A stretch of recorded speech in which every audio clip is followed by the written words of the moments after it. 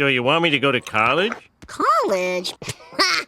Barber or clown? Bart! Welcome to Watch Mojo. And today we're counting down our picks for the stupidest things ever done or said by the lovable oaf, Homer Simpson. Don't say revenge. Don't say revenge. Revenge? That's it. I'm getting out of here.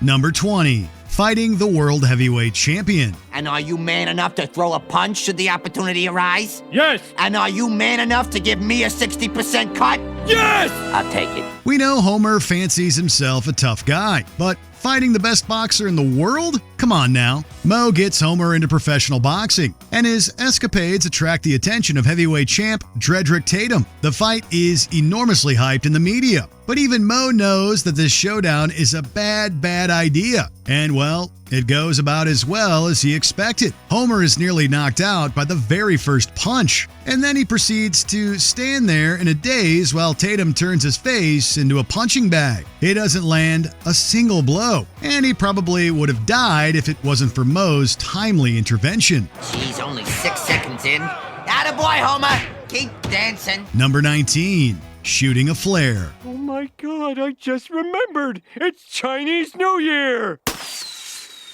Gung Hei Fat Choi! The army realizes that they messed up recruiting Homer, so they use him as a guinea pig. He and a number of other recruits are targeted by the malicious colonel, who hopes to kill them during a live fire exercise. Falsely believing that it's Chinese New Year, Homer decides to celebrate with a flare gun. He shoots the bright flare into the dark night sky, accidentally exposing his unit's location. Luckily, the colonel's group were wearing all-night vision goggles, and the flare disrupts their vision just long enough for Homer and his friends to escape. He can be pretty smart when he's being stupid. Stay crunchy, man. Stay crunchy. Number 18. Not reading the safety manual. What's he doing? He's reading. Nerd. You'd think the safety inspector of a nuclear power plant would have at least read the safety manual. You'd think. When Homer finally goes to work early in one episode, he finds time to clean up his desk and even cracks into the nuclear reactor safety manual, something he should have read when he started the job. But not only has he not read it, he hasn't taken it out of the plastic wrapping. The reason for putting it off for so long is even worse. This is the man keeping the entire town safe from nuclear radiation. I was supposed to read this when I started the job, but I didn't want the other workers to think of me as a nerd. Number 17. Not understanding Chief Wiggum. Hey, Dad, I think he wants... Not right now, son. Daddy's talking to a policeman. Not offering a bribe on the grounds of moral decency is one thing. Not offering one because you just don't get the idea is something else entirely. Homer and Bart take over a rigged ring toss game at a local carnival, and the booth attracts the attention of Chief Wiggum. He threatens to shut the operation down if a bribe is not offered, and he tries everything in his power to get Homer to understand this. At one point, he calls out his own wink and refers to a Mr. Bribe while asking for the money. But Homer just doesn't get it, and Wiggum shutters the game after losing his patience. The guy I'm really looking for, wink, is Mr. Bribe, wink, wink. It's a ring toss game. Number 16. Winking into the phone. Well, I just wanted to tell you I'm a big quitter too, and I quit.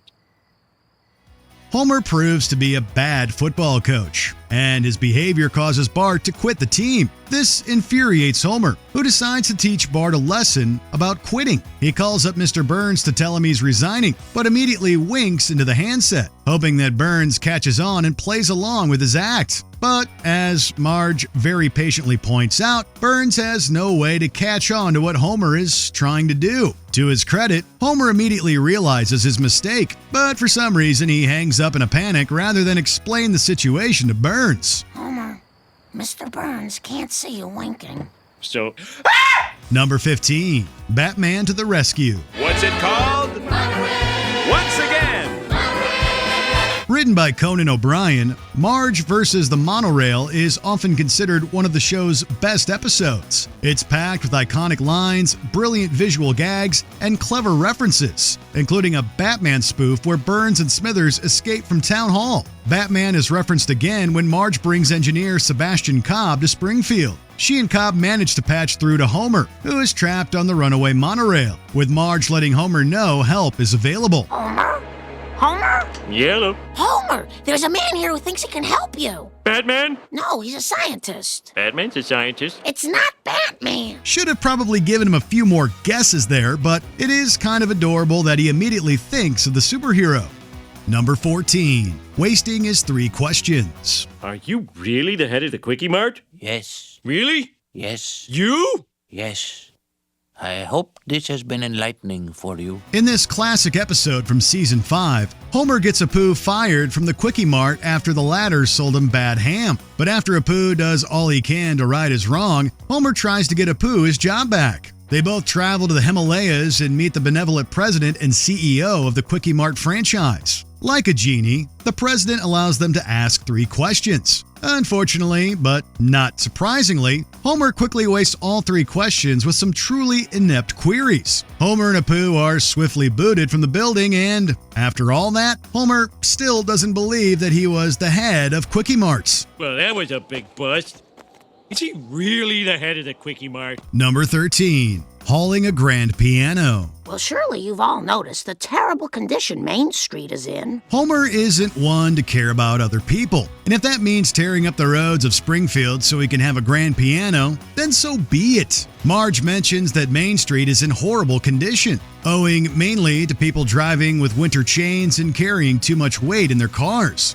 Well, that seems like a pretty pointed comment. Cut to Homer driving down Main Street with winter chains and a grand piano strapped to the roof. How he got that up there, we have no idea. The chain tires rip terrible divots in the road, and Homer proudly comments on the chunks of pavement shooting from his car. This is why Springfield can't have nice things. Woohoo! Look at that pavement fly! Number 12. Sticking fire into his ears. I like him. He's smart, he's sensitive, he's clearly not obsessed with his physical appearance. My ears are burning. Homer is no stranger to sticking foreign objects inside his body, and sometimes those objects are on fire. Lisa makes some endearing comments about a man on the TV, and Homer walks into the room claiming that his ears are burning. This is a phrase typically used by one when they feel others are talking about them. But in this case, Homer means it literally. His ears are actually burning because he stuck a flaming Q-tip in them. I wasn't talking about you, Dad. No, my ears are really burning. I wanted to see inside, so I lit a Q-tip. This ridiculous statement is met by a puff of smoke emerging from his ear,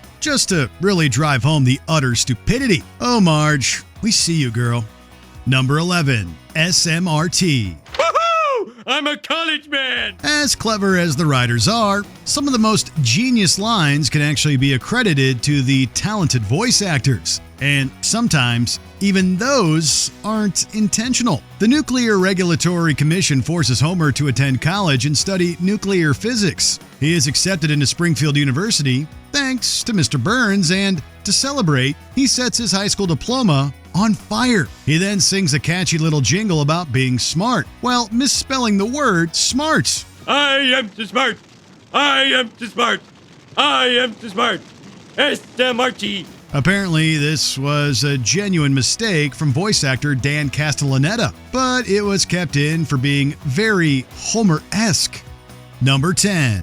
Jumping Springfield Gorge. Boy, I tried ordering you, I tried punishing you, and God help me, I even tried reasoning with you, and the only thing left for me to do is jump the gorge myself. Heralded as one of the best episodes of the early seasons, Bart the Daredevil is largely remembered for its iconic ending, which just so happens to be one of Homer's dumbest moments. Bart decides to jump the Springfield Gorge on a skateboard, having been inspired by Daredevil Lance Murdoch. To Homer's credit, he does try dissuading Bart from the reckless stunt. But then, to teach him a lesson, he purposely puts himself in the exact same situation, fighting stupidity with stupidity. Classic Homer. He's successful in stopping Bart, but unsuccessful in preventing his own stunt. The skateboard rolls away, Homer is dragged along with it, and the rest is Simpsons history.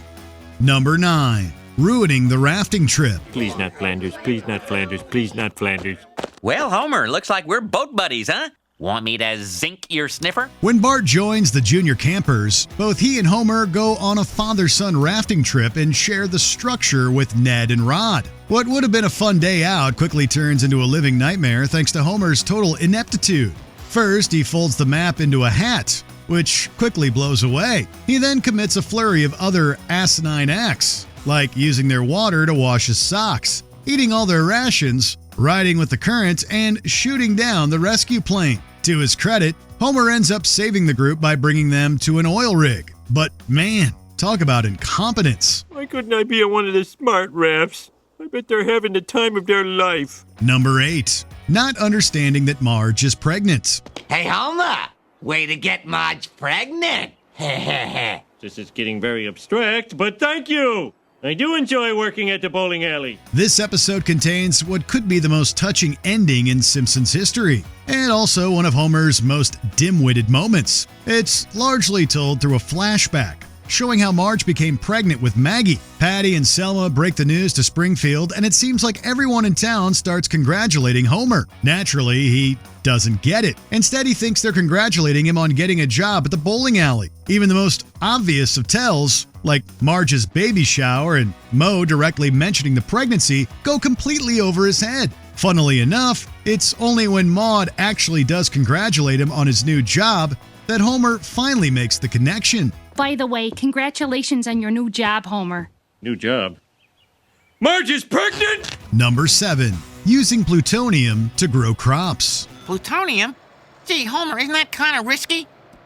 Yeah, I guess you're right. It's not. The Simpsons move to Homer's old farmhouse in order to avoid a southern colonel who wishes to duel Homer. The patriarch is looking to do some farming but finds that the land is in poor condition. His solution? Call Lenny, get a hold of some plutonium, and stick the dangerous element in the ground. Surprisingly, this works, and by crossbreeding tomato and tobacco seeds, he creates the highly addictive tobacco. The fact that he used plutonium to farm is bad enough. The fact that he sold these radioactive fruits is just inexcusable, but hey, this is Homer we're talking about. Well, Marge, have you ever seen a field glow like that?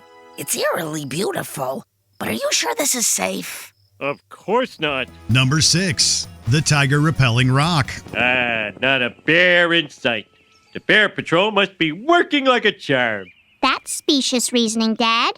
Thank you, honey. Lisa tries teaching her father a lesson about logical fallacies, and frankly, we don't know why she even bothers. A bear is spotted in Springfield, and to deter future attacks, Mayor Quimby stations a bear patrol in the city. No more bears are spotted, leaving Homer to conclude that the patrol is working. Lisa is quick to point out the fallacy, using a random rock on the ground to illustrate her point. Of course, the argument goes way over Homer's head, and he takes what Lisa's saying at face value. Guess who just became the proud owner of this here tiger-repelling rock? It's just a stupid rock. Uh-huh. But I don't see any tigers around here, do you?